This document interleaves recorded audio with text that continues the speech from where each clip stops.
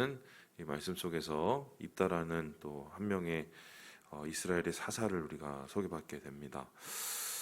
입다라는 사람의 인물을 생각을 하기 전에 이때까지 우리가 보았던 이 사사를 한번 생각을 해보면 이 사사기의 흐름이 어떻게 흘러가는지를 좀 볼 수 있습니다. 여러분, 온니엘이라는 첫 번째 사사를 생각해 봅시다.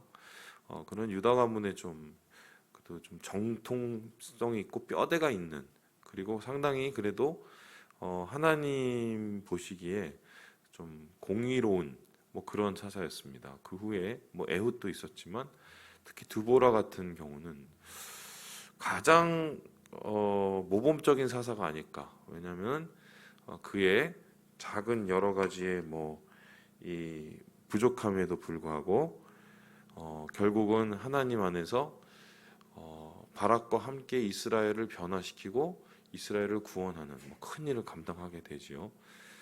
그리고 자기를 내세우지 않고 또 어떻게 보면 하나님을 높여드리는 뭐 이러한 이 순수성도 있었습니다. 이제 그러고 나서 기드온이라는 사람을 또 우리가 만나게 됩니다. 처음은 좋았으나 나중은 나쁜.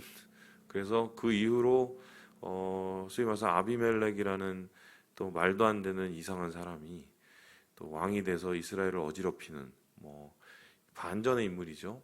그리고 나서 오늘 등장한 게 바로 여기에 나오는 입다인데, 입다는 앞에서 나왔던 뭐 온니엘이나 드보라나 혹은 뭐 기드온에 비해서 참 신분도 변변치 않고, 신분이 변변치 않은 게 문제가 아니라 여러 가지로 볼 때 참 많이 부족한, 하나님에 대한 신앙을 좀 찾아보기가 조금 굉장히 힘든 사람입니다. 그리고 그 다음에 사사가 여러분 아시는 삼손이잖아요. 삼손은 사실 사사라고 말하기에는 되게 부끄러운 행동들을 많이 했지 않습니까? 그러면 이제 보면 이게 점점 사람이 없습니다. 점점 사람이 없어요. 요즘에 대선 이제 전국 놓고 이 여러 이제 성도님들하고 가끔씩 얘기를 해보거나 또 아니면 제 주변에 있는 지인하고 얘기하면 거의 다 똑같이 무슨 좌나 우나 진보나 보수나 하시는 분들이 똑같이 얘기하시는 게 있어요. 찍을 사람이 없다고 다들 그 얘기하세요. 지금 근데 그 상황보다 더 심한 상황이에요. 이스라엘 백성은 정말 그들을 구원할 수 있는 사람을 도대체 찾을 수 없는 뭐 이런 상황까지 이르게 되었다. 자, 그런데 흥미로운 것은 하나님께서도 없는 살림에 어쨌든 이런 입다가라는 인물을 통하여서 이스라엘에게 구원을 베푸셨다는 것입니다. 자, 그렇다면 입다는 도대체 어떤 인물이었고, 또 입다를 세운 이스라엘 백성은 또 어떤 상황이었고, 입다는 또 어떠한 과정을 통하여서 구원을 베풀고 또 자기의 영광을 나타냈을까? 우리 함께 말씀을 같이 한번 읽어보도록 하겠습니다. 우리 함께 우리 1절의 말씀을 같이 한번 읽어볼까요? 1절입니다. 시작. 길르앗 사람 입다는 큰 용사였으니 기생의 길르앗에서 낳은 아들이었고. 일단 처음 시작부터 좀 불안합니다. 기생의 아들, 그죠? 기생의 아들. 한마디로 첩도 아니고 기생이에요. 그렇다면은 소위 말해서 그 어렸을 때 애비 없는 자식으로 컸을 가능성이 되게 크단 말입니다. 그래서 아예 2절을 봤더니 어떤 내용, 우리 아버지 집에서 기업을 잊지 못하리라 쫓아내죠. 부끄러운 존재였습니다. 그러니까 이 사람이 태어날 때부터 출신 상황과 또 이 배경 때문에 이 상당한 컴플렉스를 가지고 상당한 상처를 많이 가지고 있었을 것으로 예상을 해보는 거죠.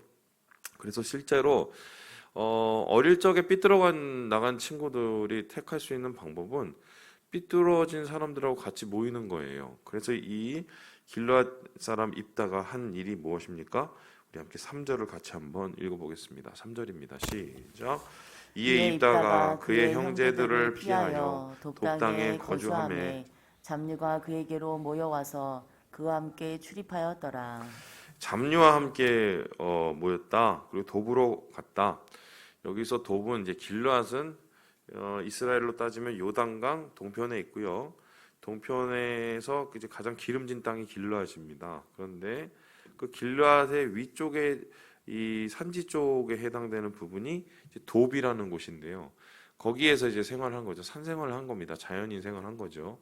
근데 그냥 생활한 게 아니라 잡류들과 함께 모였다고 합니다. 여기서 잡류라는 말을 원어로 살펴보면 뭐냐면 정확하게 표현하면 쓸데없는 인간이에요. 쓸데없는 인간. 이게 잡류의 정확한 원어적 해석이래요. 그럼 쓸데없는 인간이라는 건 무슨 뜻인가요? 건달이죠. 그러면 건달들이 하는 게 뭐겠습니까? 올라가서 뭐 생활을 할 수 있는 근거나 여건이 없으니까 어떻게 해요? 시간 되면 내려와서 좋은 말로 얘기하면은 자릿세 받고 나쁜 말로 얘기하면 깡패짓 하는 거죠.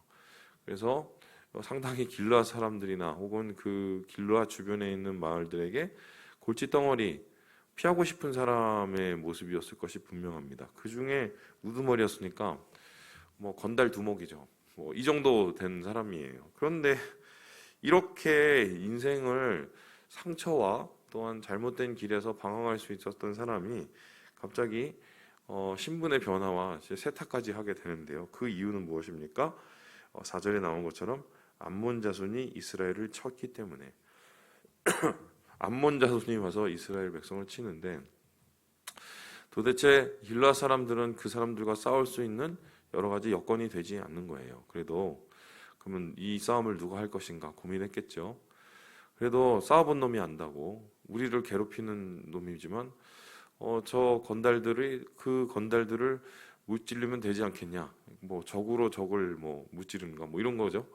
그래서 이스라엘에 있는 이 리더들이 입다를 찾아갑니다. 우리 함께 6절의 말씀을 같이 한번 읽어보겠습니다. 6절입니다. 시작. 입다에게 이르되 우리가 암몬 자손과 싸우려 하니 당신은 와서 우리의 장관이 되라 하니 스카우트를 하죠. 스카우트제를 합니다. 장관이 되시오. 여기서 말하는 장관이라는 건 장수, 그러니까 나가서 싸우는 사람이에요. 그래서 우리를 대신해서 이 싸움을 해주시오. 한마디로 용병을 구한 거죠. 용병의 우두머리가 돼달라고 얘기하는데 이랬더니 입다가 그들을 향해서 뭐라고 얘기했냐면요. 7절에 이게 아마 그의 마음의 인생 대부분을 붙잡고 있었던 이야기 같아요. 우리 함께 읽어볼까요? 시작. 입다가 길르앗 장로들에게 이르되 너희가 전에 나를 미워하여 내 아버지 집에서 쫓아내지 아니하였느냐. 이제 너희가 환난을 당하였다고 어찌하여 내게 왔느냐 하니라. 보세요. 지금 여러 가지 상황을 보니까 뭐라고 얘기합니까? 아니 쫓아낼 때는 언제고 나한테 와서 지금 도와달래? 이렇게 얘기를 해요. 이 얘기를 얼마나 하고 싶었겠어요. 예, 자기 인생에 대해서 자기를 싫어하고 거부하는 사람들에 대해서 이 얘기를 얼마나 하고 싶었겠습니까? 그런데 이 얘기를 한다는 것은 또 반대로 어떤 뜻이냐면 돌아오고 싶었던 거죠. 인정받고 싶었던 거예요. 그러니까 그의 마음속에서 상처와 상처로 인한 컴플렉스와 컴플렉스로 인한 또 인정 욕구, 비뚤어진 그 마음들이 이렇게 여러 가지로 이렇게 섞여 있는데요. 중요한 것은 하나님께서 이렇게 모자란 사람을 그래도 이스라엘을 구원하는 사람으로 사용하셨다는 겁니다. 그래서 이러한 이 입다의 얘기에 이제 길르앗 장로들이 조금 움찔한 거죠. 그리고 나서는 또 다른 제의를 하는데요. 우리 8절의 말씀을 한번 볼까요? 그리하면 당신이 우리 길르앗 모든 주민의 머리가 되리라. 베팅을 한 거예요. 맨 처음에는 장수, 그냥 장군 시켜줄게 했다가 뭐 이렇게 세게 나오니까 그래 그러면 그냥 우리 그냥 그 리더 해, 네가 그냥 머리 해 이렇게 하는 거예요. 그랬더니 그제서야 이제 입다는 마음에 그게 된 거죠. 그리고 나서 어떻게 합니까? 10절을 우리 같이 한번 읽어보겠습니다. 10절입니다. 시작. 길르앗 장로들이 입다에게 이르되 여호와는 우리 사이의 증인이시니 당신의 말대로 우리가 그렇게 행하리이다 하니라. 듣고 싶었던 말이었던 거죠. 그러니까 사실 입다는 뭐를 노렸냐면은 금의 환영을 하고 싶었던 거예요. 그리고 애초에 이들이 제안을 할 것을 어느 정도 예상을 하고 있었던 것이고 그렇게 제안해 왔었을 때 명분도 찾고 그리고 실리도 찾고 싶었던 것입니다. 그러니까 겉으로 보기에는 이게 되게 은혜로운 말 같죠? 야, 너희들이 그렇게까지 얘기하니까 내가 도와주러 갈게. 뭐 이렇게 얘기하지 않습니까? 그러고 나서 우리 그러면 하나님 안에서 약속을 하자. 그러면서 내가 주의 여호와 이름을 걸고 너희들 위해서 싸울 것을 내가 맹세하마 이렇게 하는 것 같지만, 그리고 굉장히 막 하나님을 신뢰하고 막 이런 것 같지만 결국 이건 뭐냐면은 서로 딜, 배팅, 또 스카웃 뭐 이런 거래를 해놓고는 맨 나중에 하나님을 끌어들이는 거예요. 하나님은 그냥 들러리. 그러면 이 사람들은 이미 자기들 간에 거래가 다 성사가 된 거죠. 이익과 이익이 맞아 떨어진 거죠. 그리고 나서 입다가 이제 미스과에 가서 이것을 뭐냐면 확인 도장을 받습니다. 11절에 보니까 입다가 미스바에서 자기의 말을 다 여호와 앞에 아뢰니라. 백성들 앞에서 한마디로 공증을 한 거죠. 그러면서 내가 분명히 여기서 싸워서 이기면 나는 무조건 여기 최고가 되는 거야. 공증을 받고 이 싸움에 들어가게 됩니다. 여러분, 이것을 보고 무엇이 느껴지십니까? 뭐 제가 정치 얘기 뭐 잘 안 하지만 뭐 어제 보면서 느꼈던 것 좀 하나를 제가 생각을 해봤죠. 지금 막 이쪽도 그렇고 저쪽도 그렇고 요즘에 계속 복잡하죠.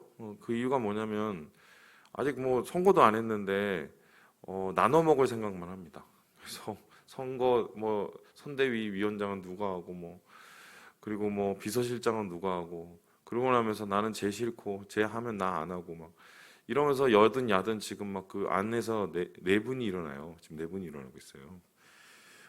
이 소리는 어떤 뜻이냐면 보세요. 대통령을 왜 뽑습니까? 국민들을 잘 보살피고 또 국민들을 잘 통치하고 나라를 좀 안정되게 할 사람을 뽑는 거죠. 그러니까 대통령은 말 그대로 의무를 가지고 있어요. 국민들을 잘 안위할 수 있는 의무를 가지고 있단 말입니다. 그 의무를 잘 실행하기 위해서 권력을 몰아주는 거죠. 그게 대통령이에요. 그런데 이분들의 안중에 과연 국민이 있나 모르겠어요. 지금 말로는 뭐 여기 뭐 가서 뭐 저거 생업 현장에 가서 아유 힘드시죠 이렇게 얘기하지만 정말 그 마음 속에 정말 국민들의 삶을 그 노고를 또 이 코로나로 인해서 여러 가지로 힘들어하고는 또 부동산으로 인해서 또 여러 가지로 좀 자괴감을 느끼는 이런 분들에 대해서 공감을 하고 있는지 진짜 모르겠어요. 지금부터 뭔 생각을 하냐면 권력을 어떻게 나눠 먹을 생각, 그리고 내가 대통령이 되고 나면 나중에 나는 어떤 자리를 차지할까 이 생각만 하고 있거든요. 국민은 눈에 안중에 높죠. 입다도 마찬가지예요. 지금 뭐 내가 이거를 싸움을 이기고 자시고 뭐 이게 문제가 아니라 지금 이것으로 고통받는 사람들에 대한 분명한 공감이 있어야 되거든요. 없어요. 자기가 뭐 받고 뭐 되고 뭐 이런 생각밖에 없어요. 뿐만 아니라 그보다 더 중요한 게 뭐냐면 아예 하나님이 없습니다. 신기한 게 기드온은 보세요. 하나님의 사자가 내려와서 기드온을 세워요. 그렇죠? 드보라도 하나님의 영이 임했죠. 그죠? 그리고 온니엘도 하나님 세우신단 말입니다. 근데 입다의 얘기는 없어요. 하나님이 이 사람을 뭐 세웠다던가 소명을 주셨다던가 아니면 이 사람이 사명심이 뭐 들끓었다던가 한마디도 없습니다. 그냥 인간 사이의 거래와 필요만 있어요. 그러니까 지금 이것은 정확하게 보면 하나님의 이름을 빙자한 하나님의 전쟁, 여호와의 전쟁을 빙자한 사람의 전쟁이요, 사람의 일인 겁니다. 그래서 실제상으로는 자기들의 이익과 이익이 맞닿아서 여러 가지 행동을 하지만 겉으로 포장은 하나님으로 포장을 하는 거예요.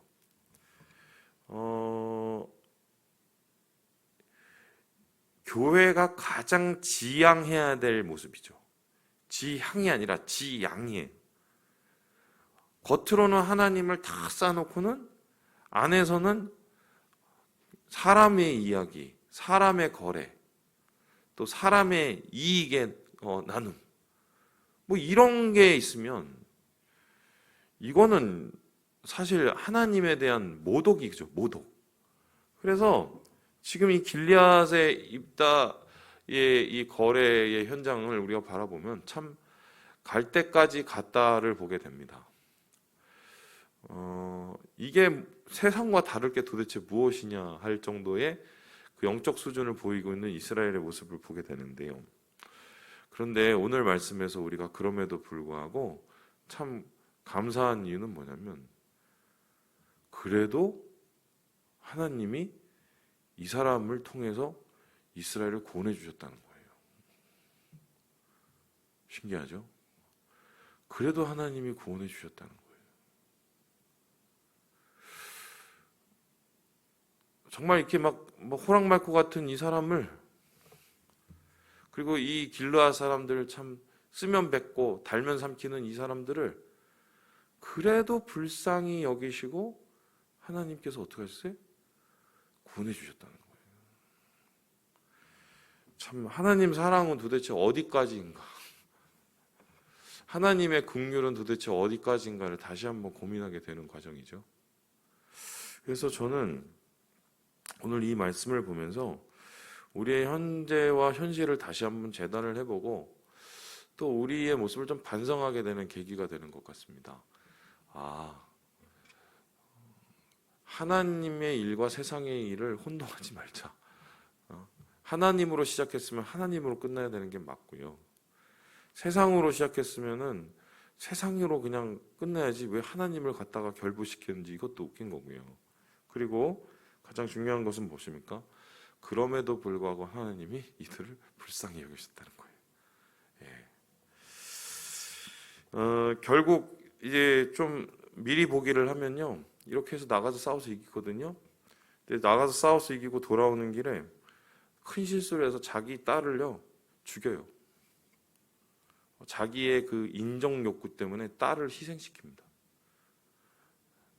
얼마나 이 인간의 비뚤어진 욕망이 공동체와 가정을 엉망으로 만들 수 있는지 또 보여주는 한 사례죠. 이 말씀을 마칩니다. 우리 사랑하는 형제 자매 여러분, 우리의 마음을 시험해야 돼요. 내 마음 안에 뭐가 있는지 계속 시험하고 뚫어지게 계속해서 시험해야 돼요. 특별히 책임이 있으시고 또한 이 여러 가지의 의무가 있으신 분들은 더 심각하게 자기의 마음을 시험해 봐야 됩니다. 거기에 인간의 일로 시작해서 인간의 일로 끝나지 않도록. 그래서 주님 안에서 이러한 하나님의 은혜를 또 바라보시면서 오늘 하루를 정결하게 주님과 함께 은혜로 살아가시는 우리 모든 형제 자매들 되시길 주님의 이름으로 축원합니다.